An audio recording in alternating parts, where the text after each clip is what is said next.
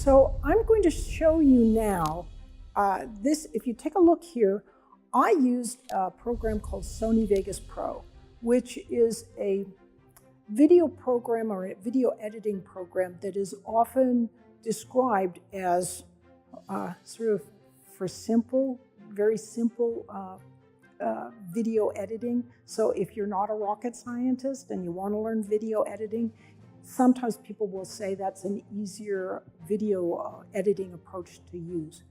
I really liked it. I liked Sony Vegas Pro, but Adobe Premiere Pro is what is commonly used in the industry. And so if people are doing editing for you, that's probably what they're going to use. In any case, this image that you're seeing shows 2 tracks. At the time, I didn't have a fancy camera with 4K capability, but now the prices are coming down. So I shot each video twice, one from halfway up and one using full body. That way I could alternate back and forth and add more variety to what I was filming.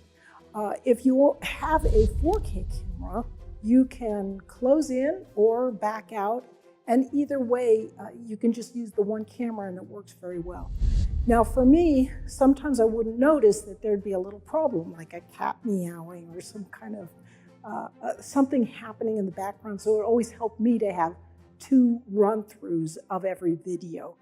But it depends on who you're working with or whether you're doing it yourself as to what you want to do in these particular circumstances. You want to give yourself, as I mentioned, time to get used to the filming. So it's very common for people to be very nervous looking, right? So don't worry if that's the case. It's like you're a normal human being. I would probably worry more if you walked confidently in front of the camera the first time and carried it right off with a plumb. So what you want to have is you always want to have something visually interesting going on. A talking head standing there for 5 minutes, or I don't know what talking heads do. Do they stand? Do they squat? I don't know. But a talking head for 5 minutes is total bore.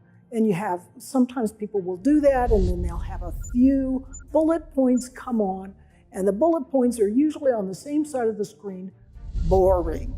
And it's so easy, well, it's time consuming for the editor to create something that's much more visually interesting.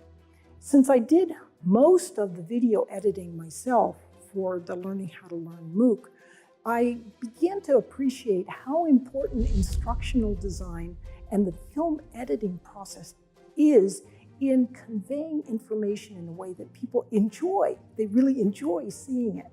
So this editing process is critical. Did you know you can crystallize the major points of your course readings by using the video segments? Every second counts, so make sure every part of your video is focused and valuable. Barbara Oakley, Keys to Effective Teaching. So for me, what I tried to do was, you might see me first on the right-hand side of the screen. And after 15 seconds or so, I'm suddenly on the left-hand side of the screen. Then I might loom close to the camera. We've found now from neuroscience that that motion attracts attention. That's why when you're sitting in a restaurant and you want to get someone's attention so they come to your table, you wave your hand. They will see the motion, it keeps your attention. Looming motion in particular activates a whole cascade of attentional mechanisms that make people, they subconsciously kind of have to watch what's going on the screen.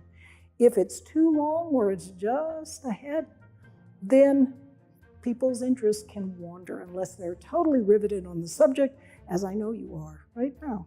So the visual centers of the brain are really they're big, and keeping that motion keeps your attention on the visual aspects of what you're trying to convey. Think fast. How should the microphone be collocated? A. With a big loop and allowing the speaker's movement. B. Very tight and uncomfortable under the clothing. C. With a very small loop and secured with tape. Correct answer, A. With a big loop and allowing the speaker's movement. Learning can be incredibly exciting. And in whatever you're doing, especially in online learning, try to convey that excitement. Use snippets of film from your travels or anything exciting you've done, but convey that excitement and students will really pick it up and benefit. So thank you so much for your attention today, and I hope this might have been a little bit valuable for you.